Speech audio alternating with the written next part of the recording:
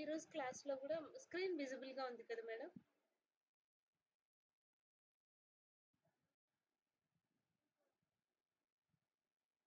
Okay. So, ఇక్కడ మనం ఎక్కడ ఆగాము? క్వెషను ఎన్నో క్వెషను? 12 క్వెషన్స్ అయిపోయినాయి. సూతర్లాండ్ 12 చెప్పి సూతర్లాండ్ ఒకటి చెప్పుకున్నాము. బట్ బ్రెషన్హామ్ సర్కిల్ జనరేషన్ అల్గారిథం చెప్పలేదు. బ్రెషన్హామ్స్ సర్కిల్ జనరేషన్ అల్గారిథంకు ఒక చిన్న ప్రొసీజర్ ఉంది. సో, ఆ స్టెప్స్ గుర్తుపెట్టుకుంటే బ్రెషన్హామ్స్ సర్కిల్ జనరేషన్ అల్గారిథము వస్తుంది. ఇక్కడ ఈ 2 ఫార్ములాస్ ఖచ్చితంగా సీజీలో మనకు నేర్చుకోవాల్సినవే. సో, ఇప్పుడు బ్రెషన్హామ్స్ సర్కిల్ జనరేషన్ అల్గారిథమ్స్‌కి ఎక్కడైనా రాసుకుందాము. సో, ఇక్కడ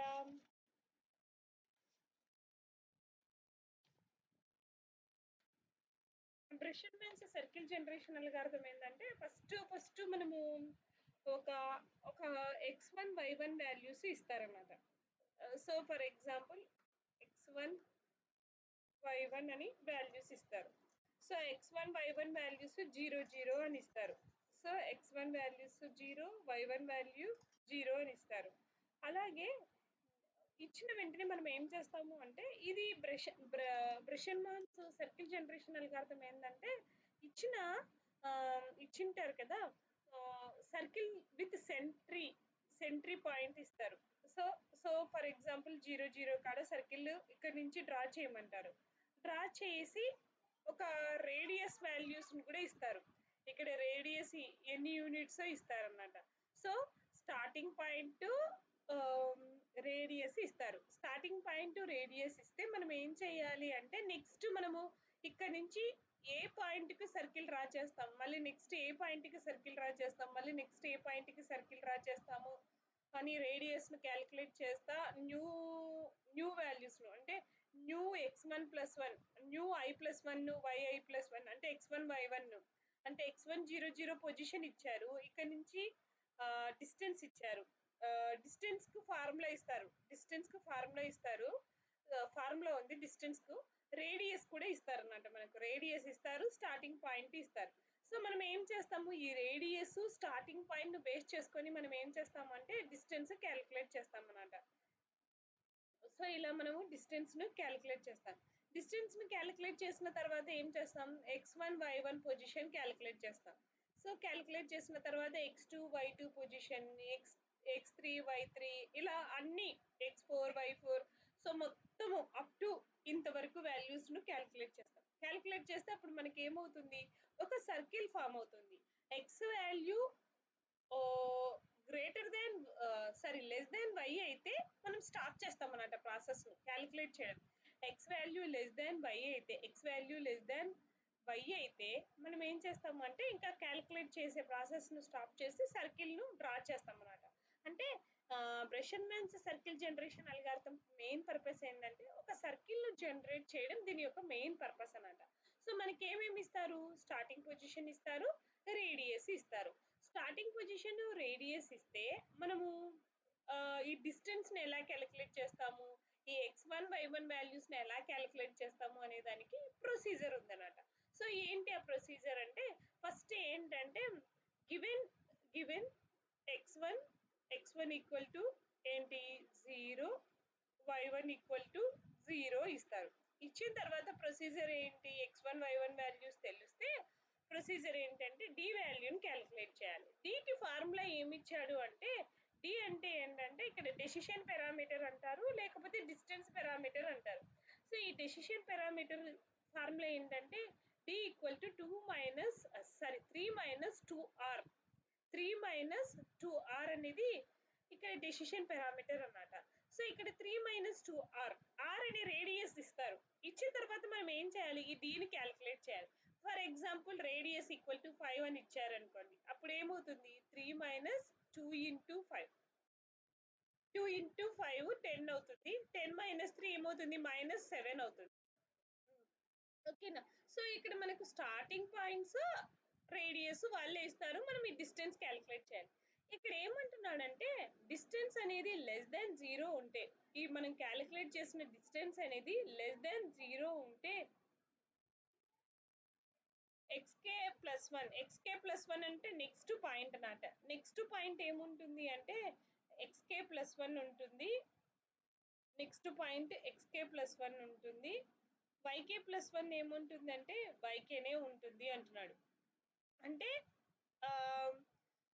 ఎక్స్కే plus one equal to ఎక్స్కే plus one ఉంటుంది, వైకే ప్లస్ వన్ ఏముంటుంది వైకే ఉంటుంది అంటున్నాడు.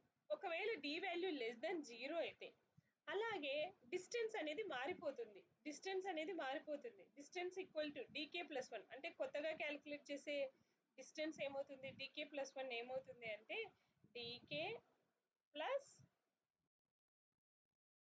4x plus 6, DK plus 4x plus 6 అవుతుంది అంటున్నాడు.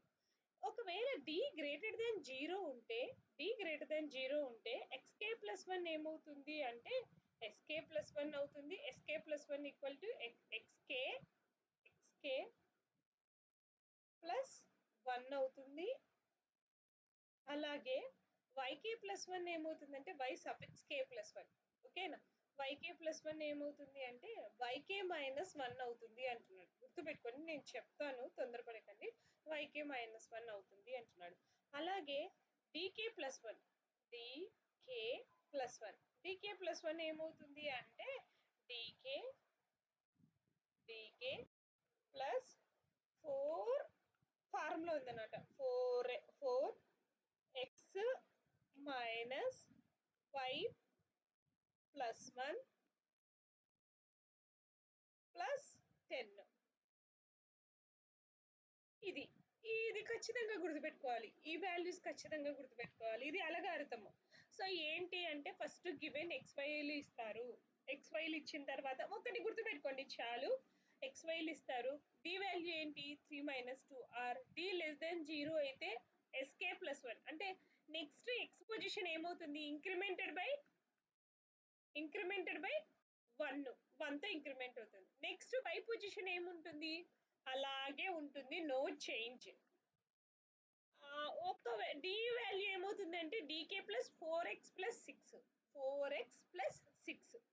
4x plus 6.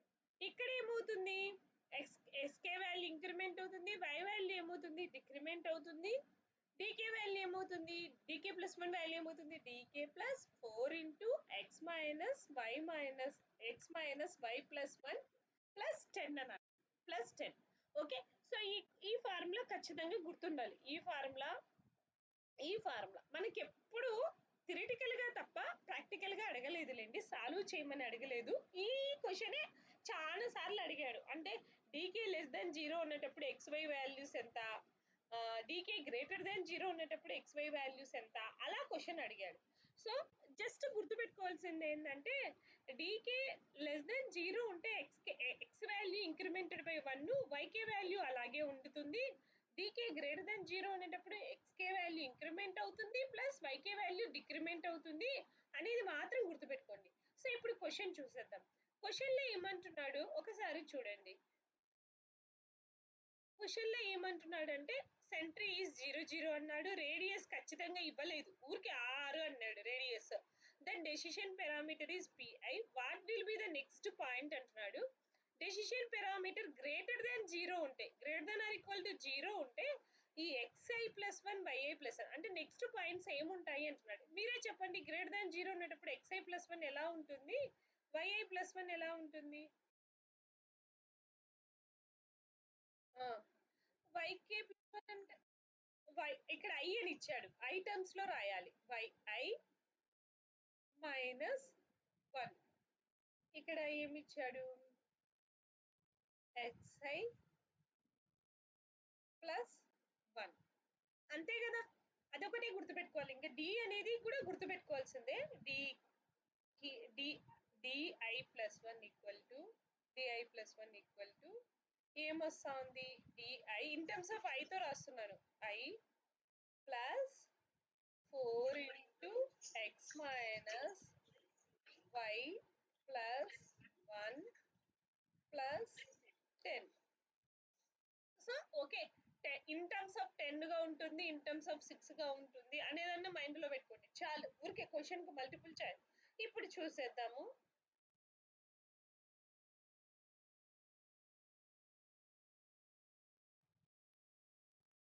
చూడండి ఏది కరెక్ట్ ఆన్సర్ వీటిలో? +1 లేకపోయినా పర్వాలేదు. +1 అనేది ఇక్కడ సమ్ టైమ్స్ కొన్ని క్వశ్చన్స్ లో ఉంటుంది, కొన్ని క్వశ్చన్స్ లో డైరెక్ట్ గా x-y ఇక్కడ +1 తీసేయండి మేడం, +1 తీసేయండి, x-y నే పెట్టేయండి. +1 తీసేయండి, x-y పెట్టండి, x-y.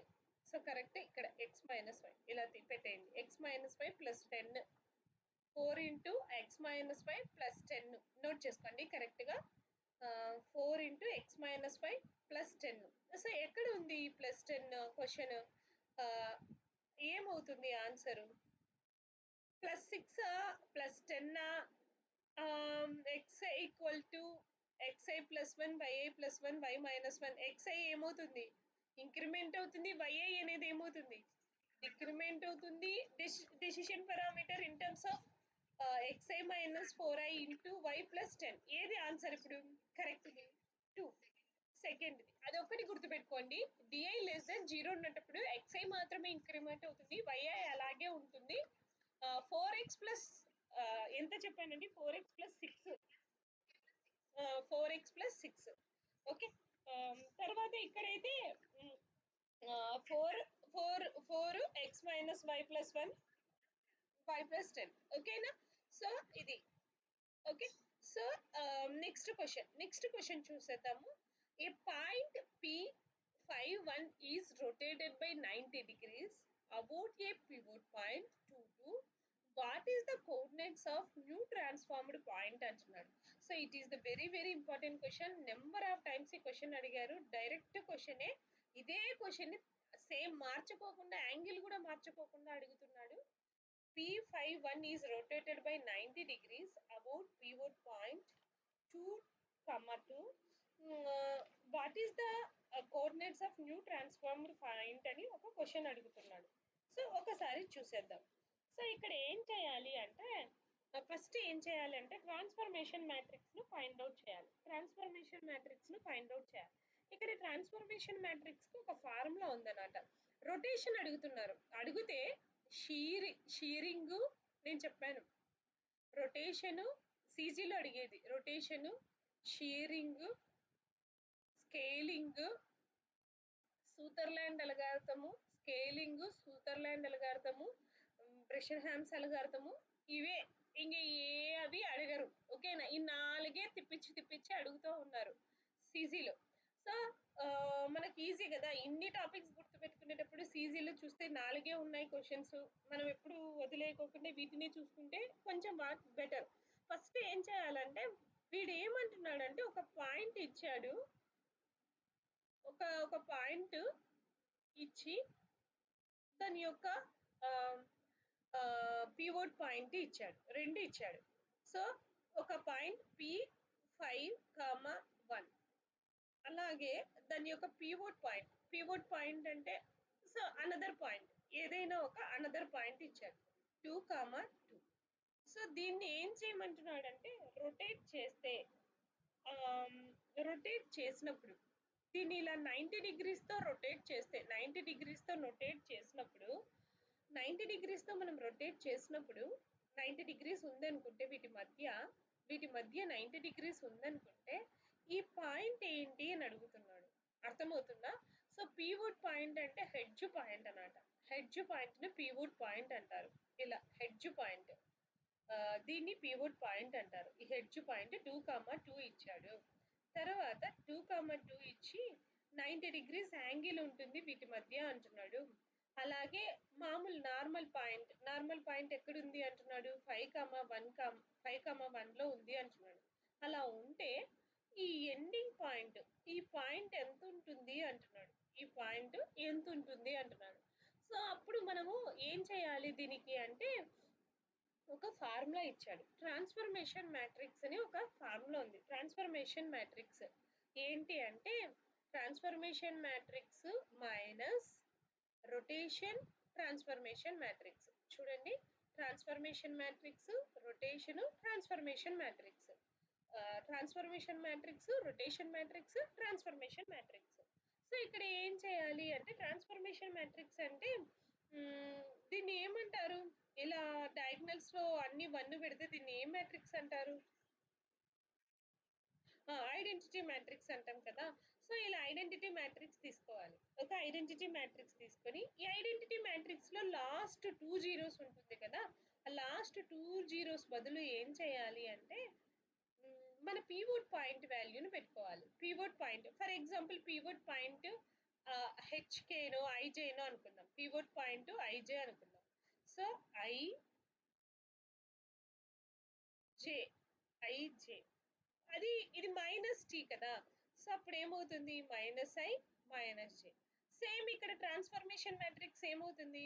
1 0 0 0 1 0 ఇక్కడ ఏముంటుంది? ప్లస్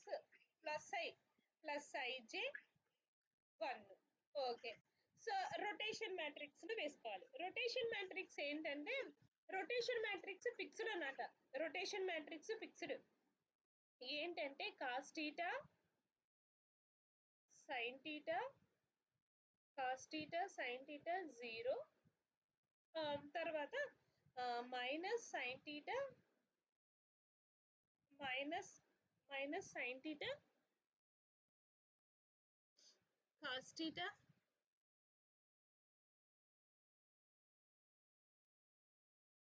0 0 0 1. సో ఇదేమవుతుంది అంటే రొటేషన్ మ్యాట్రిక్స్ అవుతుంది. ఒకసారి నేర్చుకుందాము రొటేషన్ మ్యాట్రిక్స్ ఏంటి, ట్రాన్స్ఫర్మేషన్ మ్యాట్రిక్స్ ఏంటో నేర్చుకుందాం. సో రొటేషన్ మ్యాట్రిక్స్ మళ్ళీ వన్స్ అగైన్ చెప్పండి. రొటేషన్ మ్యాట్రిక్స్ అంటే cos theta sine theta 0 cos theta sine theta 0 తర్వాత మైనస్ సైన్ థీటా ఆపోజిట్ రాయడం minus sine theta cos theta 0 ఇది కూడా డయాగ్నల్ మ్యాట్రిక్స్ లాగానే 0 0 1. ఓకే. సో ఇలా రాసుకున్నాం కదా. ఇప్పుడు ఏం చేయాలి? వీటిలో వాల్యూస్ వేసుకోవాలి. మనకి ఎన్ని డిగ్రీలు ఇచ్చాడు? 90 డిగ్రీస్ ఇచ్చాడు. అప్పుడు ఏం చేయాలి? Cos 90 sine 90 sin 90 0 minus sin 90 direct గా అయినా చెప్పగలిగితే చెప్పేయండి. కాస్ 90 0 0 0 1. సో కాస్ 90 ఎంత, సైన్ 90 ఎంత? కాస్ 90 0 సైన్ 90 1 0 1 0 మైనస్ 1 కాస్ 90 ఎంత? 0 0 0 0 1. ఓకే. సో మనకు వచ్చేసిందా? ఇది వచ్చేసిందా? దీన్ని వేసేసుకుందామా? ఇక్కడ మనము రొటేషన్ మ్యాట్రిక్స్ వేసేసేయండి. Rotation matrix minus 0 1 0 sorry minus 0 కాదు 0 1 0 మైనస్ 1 0 0 0 0 1. ఓకే. క్లారిటీ వచ్చిందా? ఇప్పుడు దీని మల్టిప్లికేషన్ వచ్చా మీకు? మ్యాట్రిక్స్ మల్టిప్లికేషన్ ఇలా పెట్టుకొని చేస్తాం కదా అండి. అడ్డు గీతలు నిలువు గీతలు 1 రో 1 కాలం అని ఈ వాల్యూ రావాలంటే 1 ఇంటూ 0 ప్లస్ మైనస్ 1 ప్లస్ 0. మొత్తానికి ఏమవుతుంది? 1 into 0 0 into minus 1 0 into 0 0 1 into 1 0 into 0 0 into 0 1 1 into 0 0 into 0 0 into 0 0 into 1 జీరోనే. ఓకే. క్లారిటీ వచ్చిందా? 0 1 0 చెప్పండి ఇక్కడ ఏమొచ్చిందో. 0 into 0 1 into minus 1 0 into 0 minus 1 వచ్చిందా మేడం?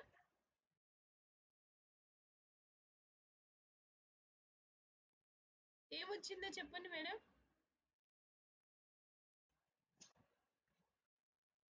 మైనస్ ఐ వాల్యూస్ కూడా వేసుకోవాలి మేడం, మర్చిపోయినాను. ఐజే అంటే ఏమని ఇచ్చాను? పీవోట్ పాయింట్ అంటే ఎంత? 2 2 మైనస్ 2 2 ఇక్కడ 2 2 ఇక్కడ 2 2. ఓకే. సో ఇది వేసుకోండి. మైనస్ 2 ఇంటూ 0 జీరోనే minus 2 into minus 1 minus 1 minus 2 minus 1 ఏమవుతుంది? ప్లస్ 2 అవుతుంది. ప్లస్ 2 ఇక్కడ ప్లస్ 2 వస్తుంది. ఇక్కడ మైనస్ 1 minus 2 నే minus 2 into 0 0 1 into 0 0 minus 2 0 0 minus 2 0 1 okay వచ్చిందా మేడం ఇది ఒకసారి నేను పైన వేస్తాను మీరు కష్టంగా ఉండదు కొంచెం పైన వేస్తాను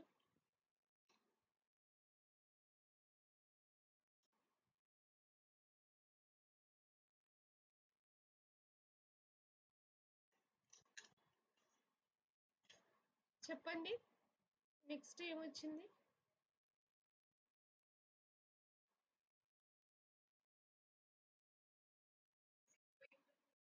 0 into 1 0 1 into 0 2 into 0 0 నే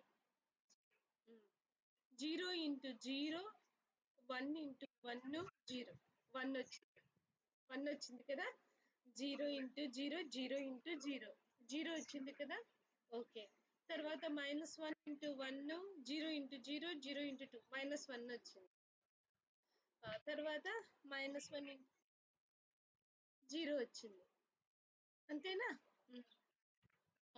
తర్వాత కూడా 0 తర్వాత 2 into 1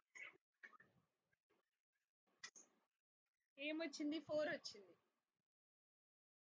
చూడండి 4 వచ్చింది ఇది 2 into 1 -2 into 0 2 into 1 ప్లస్ కదా ఇవన్నీ చేసేది 2 into 1 ప్లస్ -2 into 0 0 2 into 1 ఎంత వచ్చింది 4 ఓకేనా మేడం 4 వచ్చిందా తర్వాతది 0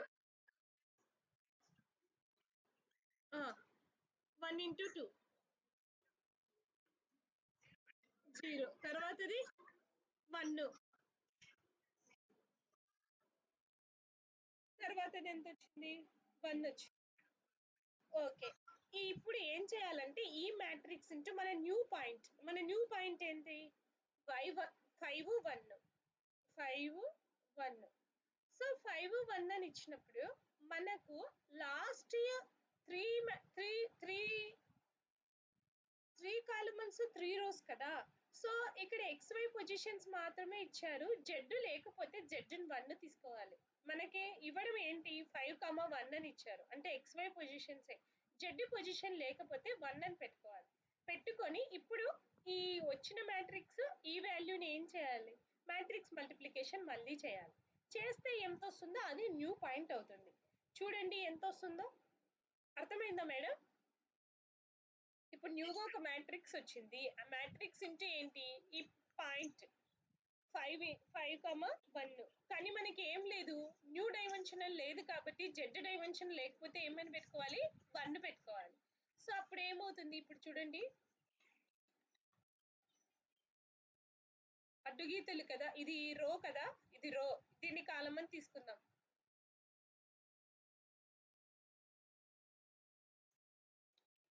ఇది కాలం అని అవుతుందండి ఇది ఒక నిమిషం ఉందండి ఇట్లా కదా ఇది రో ఇంటూ కాలమన్ 5 into 0 5 -1 ప్లస్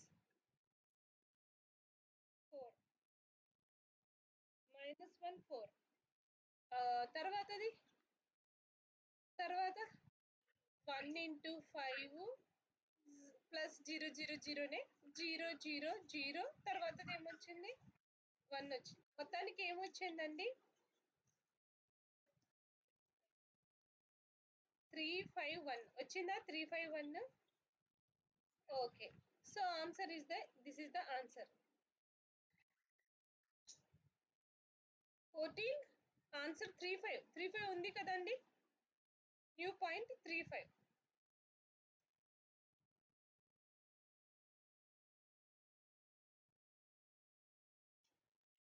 ఓకేనా సో గుర్తుంటుందా మనకు రొటేషన్ వచ్చినప్పుడు ఇదే చేయాలి రొటేషన్ ఫార్ములా రొటేషన్ ఎప్పుడు అడుగుతూ ఉంటారు రొటేషన్ ఇచ్చినప్పుడు టీ రొటేషన్ ట్రాన్స్మిషన్ మ్యాట్రిక్స్ తర్వాత rotation matrix transmission matrix negative transmission matrix rotation transmission matrix negative transmission matrix అంటే ఏంటి లాస్ట్ 2 పొజిషన్స్ లో ఏం చేస్తాం ఐడెంటిటీ మ్యాట్రిక్స్ రాసి లాస్ట్ 2 పొజిషన్స్ లో పివోట్ పాయింట్ వాల్యూ రాసుకుంటాం తర్వాత రొటేషన్ మ్యాట్రిక్స్ అంటే cos theta sin theta minus sin theta cos theta 0 0 0 1.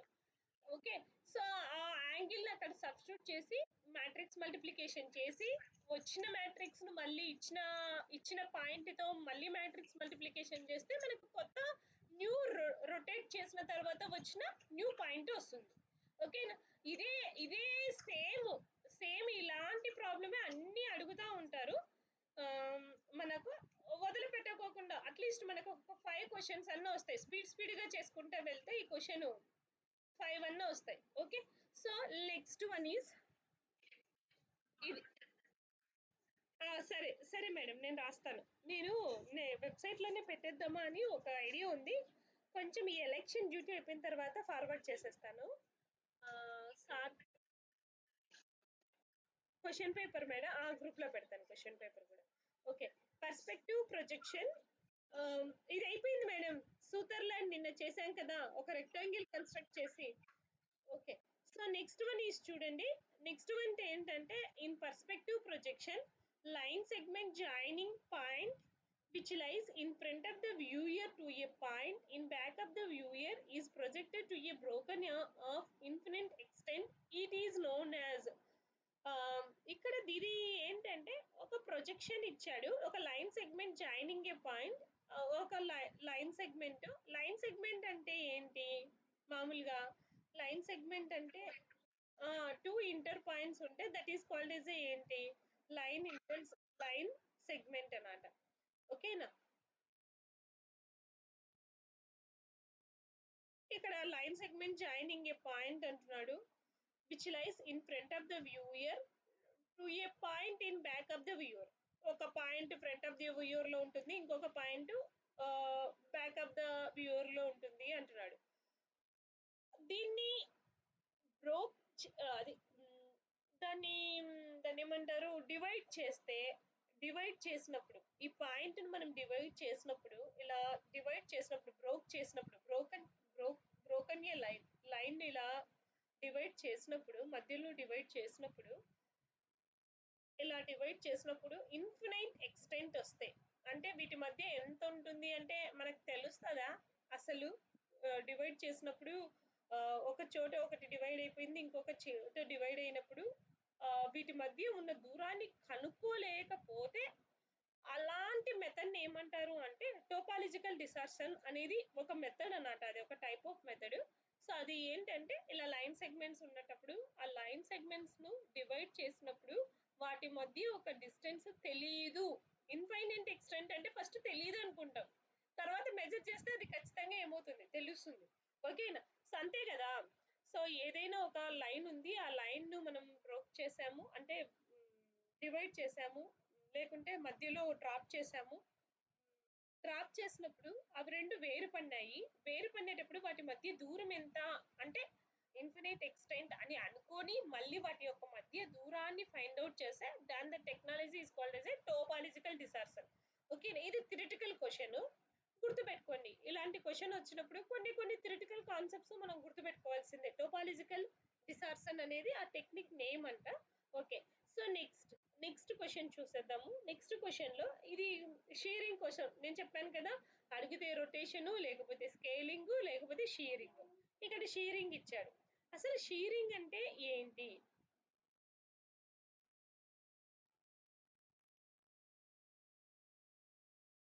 అనే దానికోసం, అసలు షేరింగ్ అంటే ఏంటి అనే దానికోసం ఇక్కడ నేను ఒకటి తీసుకున్నాను. This is called as a shearing. Shearing అంటే ఏంటంటే ఏదైనా ఒక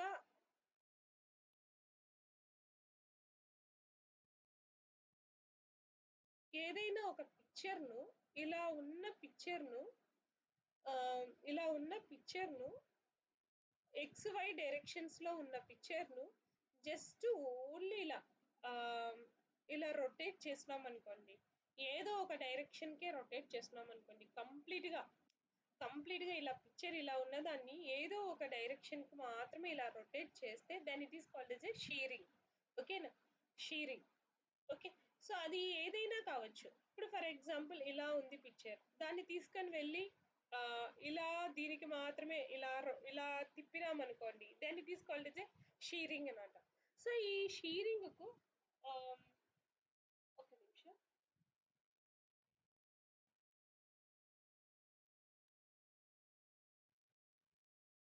ఇక్కడ షీరింగ్ కు మనకు ఒక ఫార్ములాస్ ఇచ్చారన్నమాట, కోఆర్డినేట్స్ ఇచ్చారు. ఏంటివంటే అవి షీరింగ్ కు కోఆర్డినేట్స్ ఏంటంటే ఎక్స్ షీరు వై షీరు అని. ఎక్స్ షీరు అంటే ఇప్పుడు మనము ఫస్ట్ ఎక్స్ వై పొజిషన్స్ ఇలా ఉన్నాయి అనుకోండి. సో ఇలా ఉన్న ఎక్స్ వై పొజిషన్స్ మనం ఏమవుతాయి, దీన్ని ఇలా మారుస్తే ఏమవుతుంది, ఎక్స్ వై పొజిషన్స్ అనేటివి కూడా మనకి ఏమవుతాయి, మారిపోతాయి అన్నమాట. ఇక్కడ ఒక ఎక్స్ వై పొజిషన్ వస్తుంది, ఇక్కడ X X plus xi plus one position ఒకటి వస్తుంది, ఇక్కడ వేరే ఇంకొక పొజిషన్, ఇక్కడ వేరే ఇంకొక పొజిషన్, ఇలా వస్తాయి అన్నమాట. సో దీన్ని కూడా ఎలా తిప్పుతాము, ఎలా అంటే ఇక్కడున్న పొజిషన్ ను 0 0కి తెస్తామన్నమాట. ఇక్కడున్న పొజిషన్ ఇలా ఉంది కదా, ఇది ఇలా ఉంది కదా, ఇలా ఉన్నటప్పుడు దీన్ని తీసుకొని వచ్చి ఏం చేసాము, 0 0 పొజిషన్ కి ఇలా తీసుకొని వచ్చి ఇలా ఇలా షిఫ్ట్ చేసేదాన్ని షీరింగ్ అంటారు అన్నమాట. సో ఇక్కడ షీరింగ్ చేసేటప్పుడు ఎక్స్ షీరు వై షీరు అని ఒక ఫార్ములాస్ ఉన్నాయట. X shear X X dimensions లో వచ్చే X dash Y dash values ను, అలాగే వై షీర్లు ఒకవేళ ఎక్స్ కోఆర్డినేట్స్ ను మాత్రమే, అంటే ఈ ఎక్స్ ఎక్స్ ఎక్స్ ను బేస్ చేసుకొని రొటేట్ చేసినాం అనుకోండి అది ఎక్స్ షీర్ అవుతుంది. వై ను బేస్ చేసుకొని షీరింగ్ చేసినాం అనుకోండి అది వై షీర్ అవుతుంది. సో ఒకసారి మీరు ఎక్స్ షీరు వై షీరు డయాగ్రామ్ చెప్పండి. ఇప్పుడు మామూలుగా ఇలా ఒక రెక్టాంగిల్ ఉంది, ఇలా ఒక రెక్టాంగిల్ ఇలా ఉంది. సో ఇలా ఒక రెక్టాంగిల్ ఉంటే దాన్ని కంప్లీట్ గా ఎక్స్ యాక్సెస్ మీదకే తీసుకొని వచ్చాం అనుకోండి, అలాంటి రెక్టాంగిల్ కంప్లీట్ గా ఎక్స్ యాక్సెస్ మీదకి తెచ్చామనుకోండి, ఎక్కడో ఒక రెక్టాంగిల్ ఉంది, ఆ రెక్టాంగిల్ కంప్లీట్ గా ఎక్స్ యాక్సెస్ మీదకి తెచ్చినాం అనుకోండి అది ఎక్స్ షీర్ అవుతుంది. ఓకేనా మేడం?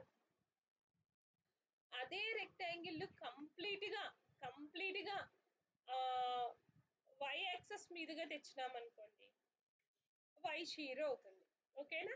సో అప్పుడు ఏం చేయాలంటే ఎక్స్ షీర్ చేసినప్పుడు ఎక్స్ డాష్ వై డాష్ అంటే కొత్త ఎక్స్ డాష్ వై డాష్ ఏమొచ్చినాయి అనేది క్యాలిక్యులేట్ చేయాలి. వై షీర్ చేసినప్పుడు కొత్త ఎక్స్ డాష్ వై డాష్ ఏమొచ్చినాయి అనేది క్యాలిక్యులేట్ చేయాలి. ఎక్స్ షీర్ చేసినప్పుడు ఎక్స్ వాల్యూ మారిపోతుంది, వై షీర్ చేసినప్పుడు వై వాల్యూ మారిపోతుంది. గుర్తుపెట్టుకోండి, వై షీర్ ఎక్స్ షీర్ లో వై వాల్యూ వైఏ ఉంటుంది, కొత్త వై వాల్యూ ఏమవుతుంది, వైఏ ఉంటుంది. వై షీర్ లో ఎక్స్ వాల్యూ అలాగే ఉండిపోతుంది. ఓకేనా? వై షీర్ లో ఏమవుతుంది, ఎక్స్ షీర్ లో ఏమవుతుంది అంటే ఎక్స్ కు మనం ఎంత అయితే రొటేట్ చేస్తామో ఆ ఎస్హెచ్ఎక్స్, ఓకేనా, ఇంటూ మనం రొటేట్ చేసినది ఇంటూ వై అనేది యాడ్ అవుతుంది అన్నమాట. ఎక్స్ వాల్యూకు యాడ్ అయితే ఎక్స్ డాష్ అవుతుంది. ఇప్పుడు వై డాష్ కి ఏమవుతుంది అంటే వై డాష్ కు వై షీర్ లో వై ప్లస్ ఈ షీర్ చేసిన వాల్యూ ఇంటూ ఎక్స్. ఓకేనా? So this is the X shear value, this is the Y shear value. ఒకసారి చెప్పండి మేడం, ఒకసారి ఫాలో అవుతున్నారా లేదా దానికి. ఊరికి ఒక్కటి గుడ్డు గుర్తు పెట్టుకోండి. ఏంటి గుడ్డు గుర్తు, X dash Y dash X shear లో ఎలా ఉంటాయి, వై షీర్ లో ఎలా ఉంటాయి. ఎక్స్ షీర్ లో ఏది మారిపోతుంది, ఎక్స్ షీర్ లో ఎక్స్ డాష్ మారిపోతుంది, వై డాష్ ఏమవుతుంది అలాగే ఉండిపోతుంది. ఓకేనా? వై షీర్ లో ఏంటి, ఎక్స్ అలాగే ఉండిపోతుంది, X dash equal to X అని అలాగే ఉండిపోతుంది, బట్ వై డాష్ ఏమవుతుంది, మారిపోతుంది, చేంజ్ అయిపోతుంది.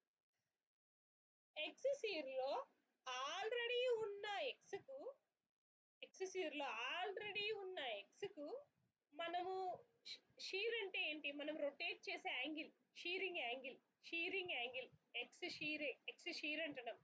ఎక్స్ పాయింట్ రొటేట్ చేస్తున్నాం కాబట్టి ఎక్స్ షీర్. మనం రొటేట్ చేసే యాంగిల్ ఎక్స్ షీర్ ఎస్హెచ్ఎక్స్ అనుకుంటున్నాం. ఎక్స్ పాయింట్ ను రొటేట్ చేస్తున్నాం కాబట్టి హెచ్ఎక్స్ఎక్స్ ఎస్హెచ్ఎక్స్. ఓకేనా? ఎక్స్ యాక్సెస్ మీద రొటేట్ చేస్తున్నాం కాబట్టి ఎస్హెచ్ఎక్స్. ఓకే, రొటేట్ చేస్తున్నాం ఇంటూ వై. అర్థమవుతుందా మేడం? ఎక్స్ అలాగే. ఇప్పుడు వై డాష్ చెప్పండి. వై వైని రొటేట్ చేస్తున్నాం కాబట్టి ఎస్హెచ్వై, షీరింగ్ వై అంటున్నాము. ఏది యాడ్ అవుతుంది, ఎక్స్ యాడ్ అవుతుంది.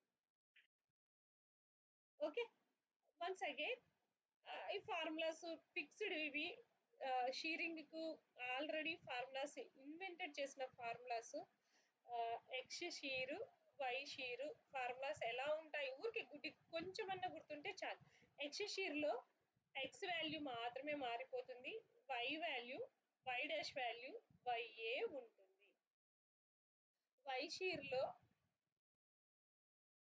ఎక్స్ డాష్ వాల్యూ అలాగే ఉంటుంది వై డాష్ వాల్యూ మారిపోతుంది ఓకే ఎక్స్ షీర్ లో ఆల్రెడీ ఉన్న ఎక్స్ కు షీర్ చేస్తే షీర్ చేసే angle into Y okay Y dash ఏంటి ఆల్రెడీ వై ఉన్న వై ప్లస్ షీర్ చేసిన ఏ డైరెక్షన్ లో షీర్ చేస్తున్నాం వై డైరెక్షన్ లో కాబట్టి SHY into X okay so ఇప్పుడు ఆన్సర్ మీరే చెప్పండి మేడం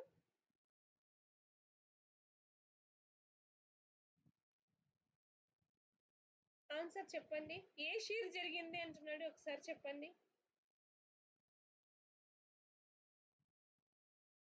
ఏ షీర్ జరిగింది అంటున్నాడు వై డైరెక్షన్ షీర్ అంటున్నాడు ఏం క్వశ్చన్ లో ఏం అడిగారు వై డైరెక్షన్ షీర్ అంటున్నాడు Y direction shear Y direction shear అంటే ఏంటి ఒకసారి చెప్పండి వై డైరెక్షన్ షీర్ అంటే వై డైరెక్షన్ షీర్ లో ఎలా ఉంటుంది ఏ వాల్యూ చేంజ్ అవుతుంది ఏ వాల్యూ అలాగే ఉంటుంది ఎక్స్ వాల్యూ ఏమవుతుంది అలాగే ఉండిపోతుంది చూసుకోండి ఆన్సర్స్ లో ఇక్కడ ఎక్స్ వాల్యూ మారిపోయింది ఎక్స్ వాల్యూ మారిపోయి వై వాల్యూ అలాగే ఉంది ఇది కరెక్టా మేడం ఇది కరెక్టా ఫస్ట్ది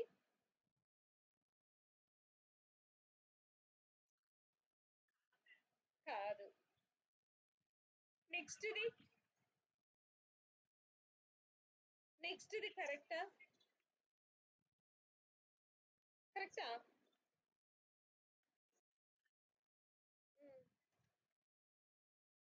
వై వాల్యూ ఎలా వస్తుంది వైకి ఏం యాడ్ అవుతుంది షీరింగ్ చేసిన వై ఇంటూ ఎక్స్ ఇక్కడ ఏమన్నాడు only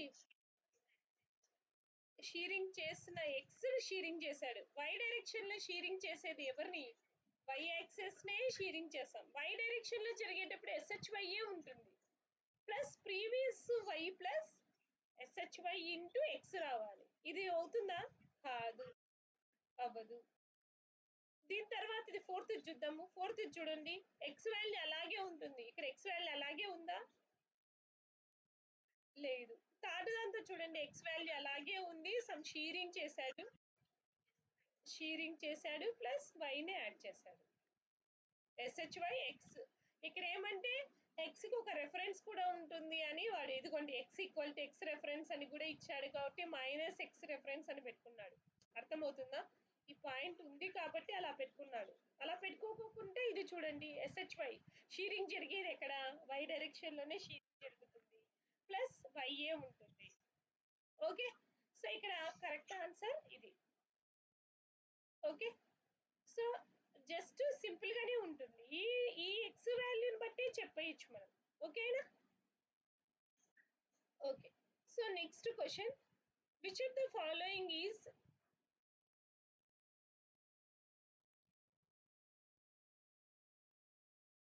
which of the following statements are correct with reference to curve generation అంటున్నాడు కర్వ్ జనరేషన్ కు హెర్మిటీ కర్వ్ బేజియర్ కర్వ్ అని టూ టైప్స్ ఆఫ్ కర్వ్స్ ఉన్నాయన్నమాట ఆమిటర్ కర్వ్ అంటే ఏంటి బేజియర్ కర్వ్ అంటే ఏంటంటే బేజియర్ కర్వ్ అంటే ఏంటంటే జస్ట్ ప్రిడిక్ట్ చేస్తుంది అప్రాక్సిమేట్ గా ఇస్తుంది అన్నమాట కర్వ్ ను అప్రాక్సిమేట్ గా డిజైన్ చేస్తుంది అంటే అప్రాక్సిమేటెడ్ గా అంటే ఏంటి ఎగ్జాక్టెడ్ గా అంటే ఏంటి అంటే ఇప్పుడు ఇలా ఉండింది అనుకోండి దీన్ని ఏమంటారు అంటే అప్రాక్సిమేటెడ్ కర్వ్ అంటారు ఇలా ఉండింది అనుకోండి దీన్ని ఏమంటారు ఇంటర్పోలేషన్ కర్వ్ ఇంటర్పోలేషన్ అంటే ఏంటి పర్ఫెక్ట్ గా కోఆర్డినేట్ అయినాయి పాయింట్స్ పర్ఫెక్ట్ గా కోఆర్డినేట్ అయినాయి సో దీన్ని ఏమంటారు హార్మిటెడ్ కర్వ్ అంటారు దీన్ని ఏమంటారు బేజియర్ కర్వ్ అంటారు అన్నమాట బేజియర్ కర్వ్ ఎప్పటికీ ఎలా ఉంటుంది అంటే అప్రాక్సిమేషన్ గా ఉంటుంది. పాయింట్స్ ఎలా ఉంటాయి అంటే అప్రాక్సిమేషన్ గా ఉంటాయి.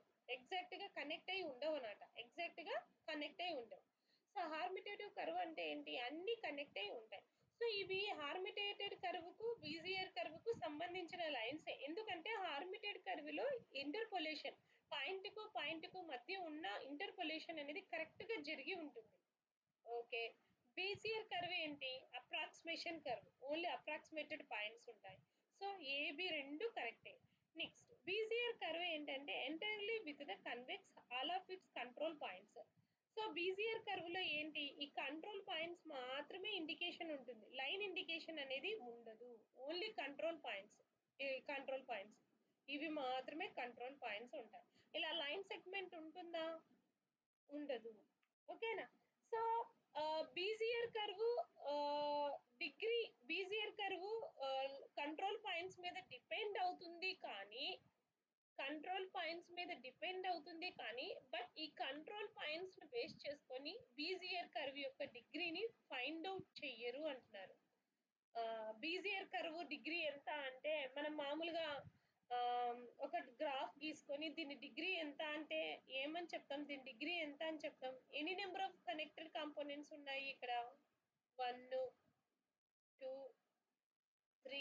డిగ్రీ ఎంత అని చెప్తాం? 3 అని చెప్తాం. ఇక్కడ డిగ్రీ ఎంత అని చెప్తాం? 2 అని చెప్తాం. ఇక్కడ డిగ్రీ ఎంత అని చెప్తాం? 3 అని చెప్తాం. ఇక్కడ డిగ్రీ ఎంత అని చెప్తాం? 2 అని చెప్తాం. సో ఇక్కడ కంట్రోల్ పాయింట్స్ ను బేస్ చేసుకుని డిగ్రీ చెప్పరు అంటున్నాడు. బీజియర్ కర్వ్ లో కంట్రోల్ పాయింట్స్ అంటే వీటి మీద డిగ్రీ ఏమి ఉండదు. ఈ పాయింట్స్ మీద డిపెండ్ అయ్యి డిగ్రీని ఏం చెప్పం. డిగ్రీ అనేది అసలు డిగ్రీ ఏమీ లేదు బీజియర్ కర్వ్ లో. బీజియర్ కర్వ్ లో ఈ పాయింట్స్ మీద డిపెండ్ అవుతుంది కానీ ఆ పాయింట్స్ యొక్క నెంబర్ ఆఫ్ పాయింట్స్ ని బట్టి డిగ్రీని ఫైండ్ అవుట్ చేయము అంటున్నాడు. సో ఒక నిమిషం అండి. సారీ. ఫస్ట్ ఏంటి? హార్మిటియన్ కర్వ్ అనేది అర్థమైందండి? హార్మిటియన్ కర్వ్ అంటే ఏంటి మేడం? రౌండ్ అప్ చేసి ఇంటర్పోలేట్ అయిన కర్వ్ ను హార్మిటియన్ కర్వ్ అంటారు. బీజియర్ కర్వ్ అంటే ఏంటి? ఇలా డాట్స్ ఉన్న కర్వ్ ని ఏమంటారు? బీజియర్ కర్వ్ అంటారు. బీజియర్ కర్వ్ లో కంట్రోల్ పాయింట్స్ మీదనే అంతా జరుగుతుంది అంటున్నాడు. కంట్రోల్ పాయింట్స్ మీదనే అంతా జరుగుతుంది అంటే సారీ మేడం, ఈ కంట్రోల్ పాయింట్స్ మీద అన్ని జరుగుతుంది అంటే డిగ్రీ కూడా కంట్రోల్ పాయింట్స్ మీదనే జరుగుతుంది కదా. ఎంత దీని డిగ్రీ అంటే ఎన్ని కంట్రోల్ పాయింట్స్ ఉంటే అంత డిగ్రీ. ఎన్ని కంట్రోల్ పాయింట్స్ ఉన్నాయి ఇక్కడ? 1 2 3 4 5 6 7. దీని డిగ్రీ ఎంత అంటే ఎంత అని చెప్తాము? 7 అని చెప్తాం. ఎన్ని కంట్రోల్ పాయింట్స్ ఉంటే అంతే డిగ్రీ. ఓకే. సో దీని డిగ్రీ ఎంత అండి? 3 4 5 6. ఎంత డిగ్రీ? 6 అని చెప్తాం. ఆ డిగ్రీని ఫైండ్ అవుట్ చేయడానికి కంట్రోల్ పాయింట్సే బేస్ అన్నమాట బీజియర్ కర్వ్ లో. ఇక్కడ ఏమంటున్నాడు? Bezier curve degree not depend on the control points అంటున్నాడు. ఇది కరెక్టా ఫాల్సా? ఇది ఫాల్స్. ఈ మూడు ఏంటివి? కరెక్ట్. గుర్తుండిపోతుందా మీకు బీజియర్ కర్వ్ అంటే ఏంటి, ఆర్బిటేట్ కర్వ్ అంటే ఏంటి? నేను 2 సార్లు చెప్తున్నా, మళ్ళీ మీరు చదవనక్కర్లేదు. మళ్ళీ ఎప్పుడైనా మేడం చెప్పిందని గుర్తుకొస్తే ఎగ్జామ్ లో రాసేయచ్చు. సో డైరెక్ట్ గా ఇలా ఉన్నదాన్ని interpolation point to point interpolation అంటే హార్మిటెడ్ కర్వ్. జస్ట్ ఇలా పాయింట్స్ ఉంటే వాటిని ఏమంటారు? కంట్రోల్ పాయింట్స్ ఉంటే దాన్ని it is called as a Bezier curve.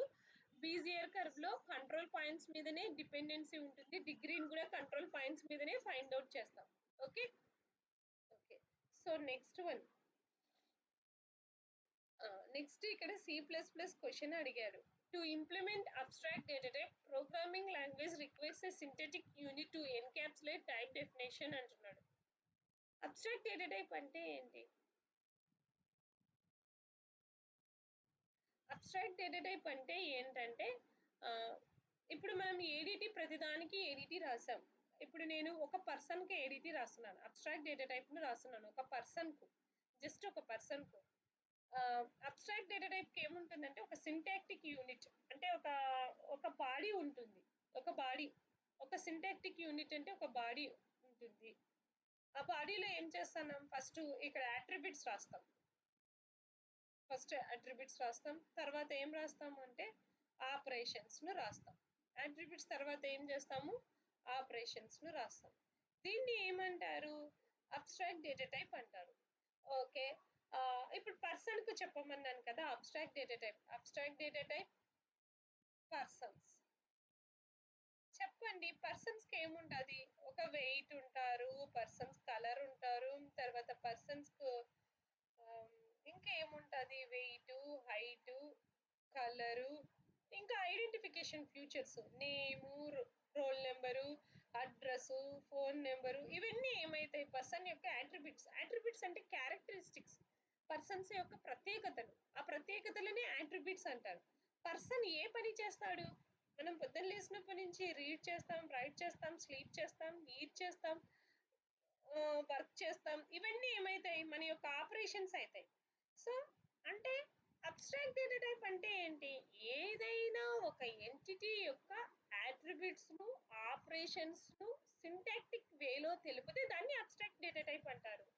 ఏదైనా ఒక ఎంటిటీ యొక్క అట్రిబ్యూట్స్ ను, ఆపరేషన్స్ ను సింటాక్టిక్ వేలో రిప్రజెంట్ చేస్తే దాన్ని it is called as abstract data type. Okay, so ఇక్కడ ఏంటి? అబ్స్ట్రాక్ట్ డేటా టైప్ లో ఒక సింటాక్టిక్ యూనిట్ ఉంటుంది అంటున్నాడు. Correct. Abstract data type programming language requires primitive operations అంటున్నాడు. అబ్స్ట్రాక్ట్ డేటా టైప్ లో ఏముంటాయి? అట్రిబ్యూట్స్ ఉంటాయి, ఆపరేషన్స్ ఉంటాయి. ఇది కరెక్టే. అబ్స్ట్రాక్ట్ డేటా టైప్ ని ఎవరు సపోర్ట్ చేస్తారు అంటే abstract data type oops concepts ఉన్న లాంగ్వేజెస్ అన్ని అబ్స్ట్రాక్ట్ డేటా టైప్ ను సపోర్ట్ చేస్తాయి. Object oriented languages supports the abstract data type. So object-oriented languages. C++ is a object-oriented language. Java is a object-oriented language. C# is a object-oriented language. Ada is a object-oriented languages. ఈ నాలుగు object-oriented languages. So ఈ నాలుగు ఏం support చేస్తాయి? Abstract data type ను support చేస్తాయి.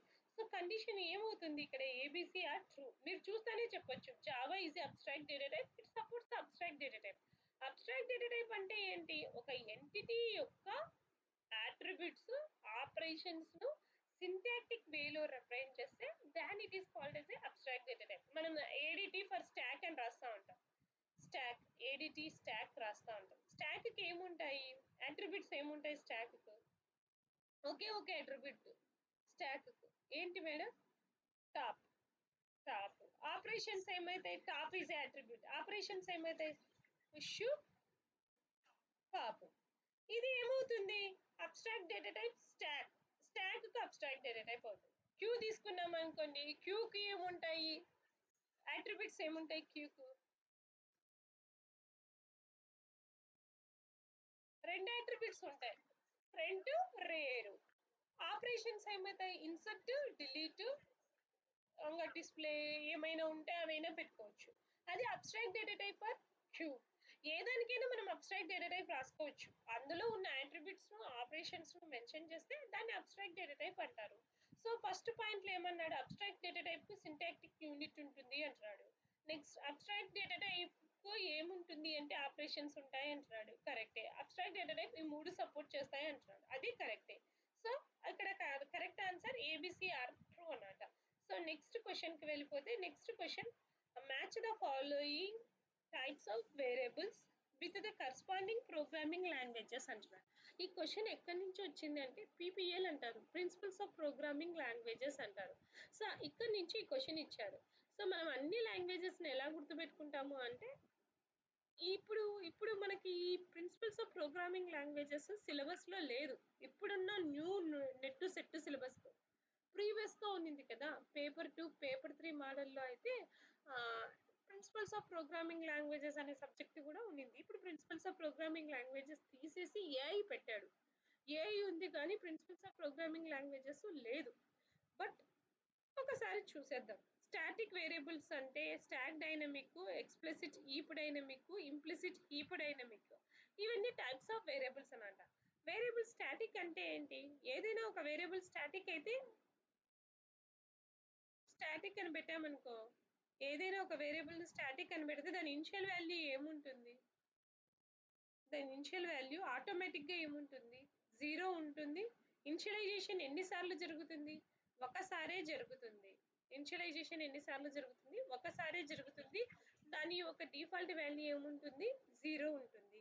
దీన్ని static variables అంటారు. స్టాటిక్ వేరియబుల్స్ ఏ లాంగ్వేజ్ లో ఫస్ట్ వాడుతా ఉన్నారు అంటున్నాడు. ఫస్ట్ ఎక్కడి నుంచి వచ్చింది అంటే ఫోర్ట్రాన్ నుంచి వచ్చింది. మన బేసిక్ అన్నమాట. స్టాటిక్ వేరియబుల్స్ సిలో కూడా ఉన్నాయి, జావాలో కూడా ఉన్నాయి. Static variables. సి జావా కూడా ఉన్నాయి కదా, మనం సి అని పెట్టేసుకుంటే సరిపోతుంది అంటే ఇక్కడ సి లేదు, సి లాంగ్వేజ్ లేదు. సికి వీటన్నిటికీ ముందు ఉండేది ఎవరు అంటే పాస్కల్. పాస్కల్ కంటే ఇంకా ముందు ఉండేది ఏంటంటే ఫోర్టాన్. ఫోర్టాన్ ఫోర్టాన్ అంటే ఫార్ములా ట్రాన్స్మిటర్ అన్నమాట, ఫార్ములా ట్రాన్స్లేటర్. ఇదే లాంగ్వేజ్. దీన్ని బేస్ చేసుకొని పాస్కల్ వచ్చింది. పాస్కల్ తర్వాత బేసిక్ లాంగ్వేజ్ వచ్చింది. బేసిక్ లాంగ్వేజ్ బేస్ చేసుకొని సి లాంగ్వేజ్ వచ్చింది. సిని బేస్ చేసుకొని C plus plus, C plus తర్వాత Java. Fortran, Pascal, BASIC, C, C plus plus, Java. So దీని మనకి స్టాటిక్ వేరియబుల్స్ అంటేనే అప్పుడు ఏం చేయాలి, ఫోర్టాన్. ముందున్న తరం ఏంటి, ఫోర్టాన్. సో ఫస్ట్ స్టాటిక్ వేరియబుల్స్ ను సపోర్ట్ చేసేది ఏంటి, ఫోర్టాన్ లాంగ్వేజ్ అని పెట్టాలి. సో తర్వాత ఇక్కడ ఆప్షన్ ఏమైంది, థర్డ్ది స్టాటిక్ వేరియబుల్స్ ఫోర్టాన్ లాంగ్వేజ్ లో ఉంది అంటారు.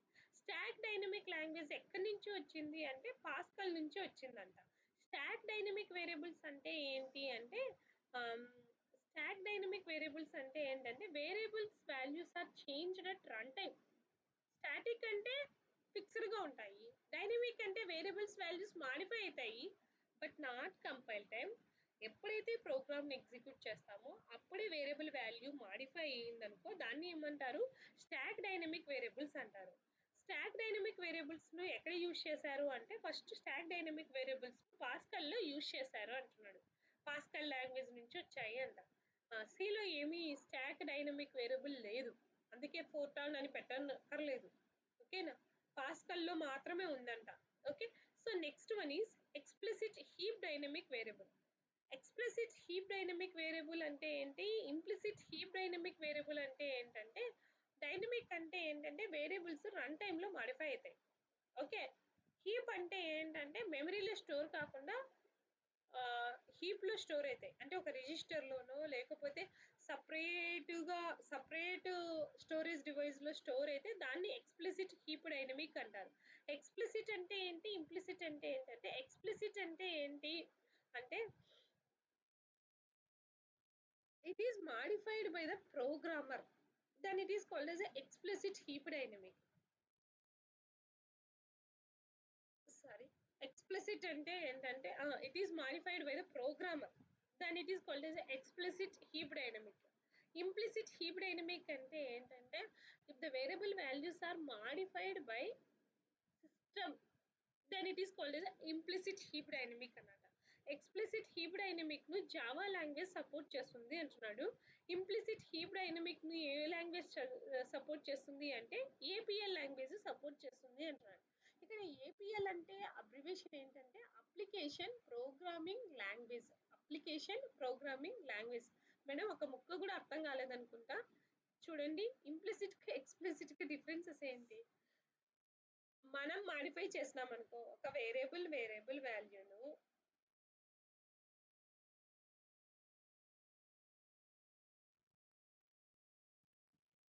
ఇది implicit type casting, explicit type casting అని వస్తూ ఉంటుంది.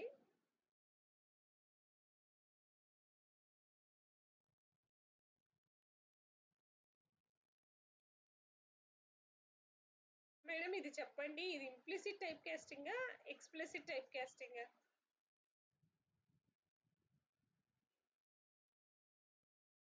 టైప్ కాస్టింగ్ అంటే ఏంటి, ఇంటీజర్ వేరియబుల్ వాల్యూ తీసుకొని వెళ్ళి ఎవరికి ఇచ్చాము, ఫ్లోట్ కి ఇచ్చాము.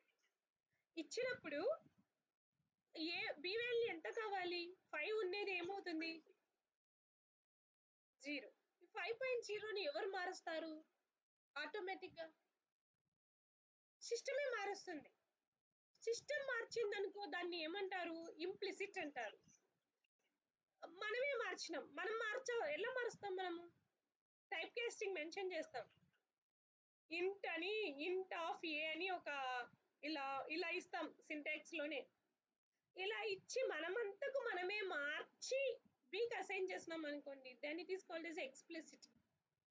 సింటాక్స్ ద్వారా వేరియబుల్ వాల్యూను మారుస్తే that is called as explicit. User specify చేస్తున్నాడు, ప్రోగ్రామర్ ఇవ్వకపోతే, ఒకవేళ ఈ సింటాక్స్ ను ప్రోగ్రామర్ ఇవ్వకపోతే సిస్టమే మార్చేసుకుంటుంది, that is called as implicit. అర్థమైందా మేడం? జావాలో ఎక్స్ప్లిసిట్ కీప్ డైనమిక్ అంటే ఎక్స్ప్లిసిట్ వేరియబుల్స్ ని యూజ్ చేస్తున్నారు. Explicit okay. ఇంప్లిసిట్ ఇక్కడ ఉంది అంటే ఏపీఎల్ లో ఉంది అంటున్నాడు. Application programming languages. ఇక్కడ గుర్తుపెట్టుకోవాల్సిన ఒకటి గుర్తుపెట్టుకోండి చాలు. జావాలో ఎక్స్ప్లిసిట్ టైప్ కాస్టింగ్ జరుగుతుంది అంటే యూజర్ మారుస్తారు. యూజర్ అంతకు యూజరే మారుస్తారు. సిస్టమ్ మార్చదు. మనం ఇవ్వకపోతే అక్కడ ఎర్రర్ చూపిస్తుంది జావా. ఒకవేళ మనం ఇవ్వకపోతే ఇలా ఇవ్వకపోతే టైప్ కాస్టింగ్ చేసి ఇవ్వకపోతే జావాలో ఖచ్చితంగా ఎర్రర్ చూపిస్తుంది. ఏమని ఎర్రర్ చూపిస్తుంది అంటే ఇంటీజర్ వేరియబుల్ ని తీసుకొని పోయి ఫ్లోట్ కి అసైన్ చేయలేమురా, టైప్ కాస్టింగ్ మెన్షన్ చేయరా అని ఎర్రర్ చూపిస్తుంది. అంటే ఇట్ సపోర్ట్స్ ఎక్స్ప్లిసిట్ యూజరే చెయ్యాలి అని లాంగ్వేజ్ అనుకుంటా ఉంది, సిస్టమ్ ను సపోర్ట్ చేయదు.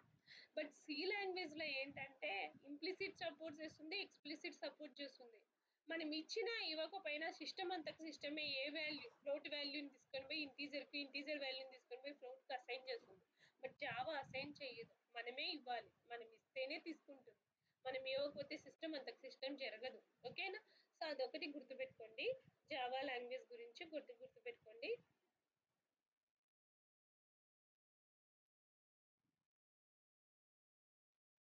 నెక్స్ట్ లాస్ట్ క్వశ్చన్, ఒక క్వశ్చన్ చెప్పుకొని క్లోజ్ చేద్దాము.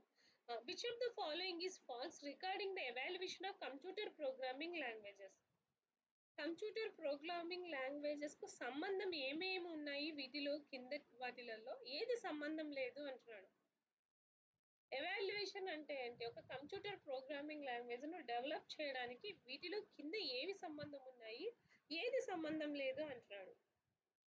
ఒక ప్రోగ్రామింగ్ లాంగ్వేజ్ ని డెవలప్ చేయాలి అంటే ఏం చేయాలి? Futures, application futures. అంటే ఇప్పుడు నేను ఒక అప్లికేషన్ తీసుకున్నాను. ఏ అప్లికేషన్ తీసుకున్నానంటే స్టూడెంట్ మార్క్స్ అనే ఒక అప్లికేషన్ తీసుకున్నాను. స్టూడెంట్ మార్క్స్ ను ఫైండ్ అవుట్ చేయడానికి ఒక ప్రోగ్రామింగ్ రాయాలి అనుకుంటున్నాను. స్టూడెంట్ మార్క్స్ ను ఫైండ్ అవుట్ చేయడానికి ఒక ప్రోగ్రామ్ రాయాలి అనుకుంటున్నాను. అంటే మార్క్స్ ఒక అప్లికేషన్ ఉంటేనే మనం ప్రోగ్రామింగ్ లాంగ్వేజ్ ను డెవలప్ చేయడం, పని ఉంటేనే ప్రోగ్రామింగ్ లాంగ్వేజెస్ ను డెవలప్ చేసుకుంటాం. ఆ ప్రోగ్రామింగ్ లాంగ్వేజెస్ తో సంబంధించినది ఏంటి? ఎఫిషియన్సా, రీడబులా, అది రీడబుల్ కాదా, నాట్ ఎఫిషియెంటా? ఆ ప్రోగ్రామింగ్ లాంగ్వేజ్ ని డెవలప్ చేసేటప్పుడు అది ఎఫిషియెంట్ ప్రోగ్రామింగ్ లాంగ్వేజా, రీడబుల్ ప్రోగ్రామింగ్ లాంగ్వేజా అని చూస్తాం. ఆ కంప్యూటర్ ప్రోగ్రామింగ్ లాంగ్వేజ్ కోసం మనం ఏం చేస్తాము? సాఫ్ట్వేర్ ను కూడా డెవలప్ చేస్తాం. జావాని కనిపెట్టినాడంటే ఏం చేశాడు? జావాతో పాటు ఆ జావా రన్ కావడానికి ఏం చేశాడు? జేడీకేని కనిపెట్టారు. సి ఉంది అంటే ఏముంది? టర్బో సి ఉంది. సాఫ్ట్వేర్ కూడా ఉంటుంది. లాంగ్వేజ్ ఉందంటే ఖచ్చితంగా ఏముండాలి? సాఫ్ట్వేర్ ఉండాలి. సాఫ్ట్వేర్ డెవలప్ అయి ఉండాలి. హెచ్డి హార్డ్వేర్ అవసరమా అంటే హార్డ్వేర్ మెయింటెనెన్స్ కాస్ట్ కు, ల్యాప్టాప్ కాస్ట్ కు జావా ప్రోగ్రామింగ్ లాంగ్వేజ్ కు సంబంధం ఏమన్నా ఉందా? ఈ ల్యాప్టాప్ ఎక్కువ కాస్ట్ ఉంటే జావా రన్ అవుతుంది, తక్కువ కాస్ట్ ఉన్న ల్యాప్టాప్స్ లో రన్ కాదు అనేది ఏమన్నా ఉందా? అలా లేదు. సాఫ్ట్వేర్ కాస్ట్ హార్డ్వేర్ కాస్ట్ కు ప్రోగ్రామింగ్ లాంగ్వేజ్ కు సంబంధం లేదు. So this is the false. Okay. So okay అండి, లీవ్ అయిపోదాము.